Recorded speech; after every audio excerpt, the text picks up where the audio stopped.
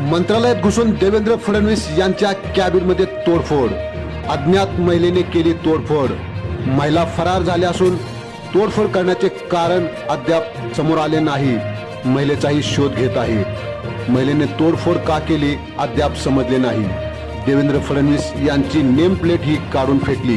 देवेंद्र फडणवीस यांच्या कॅबिनमध्ये महिलेने केली तोडफोड. मंत्रालयात घुसून महिलेची तोडफोड. आपण पहा कशा प्रकारे ती महिला तोडफोड करत आहे. आपण पाहत राहा संजू मॅक्स मराठी.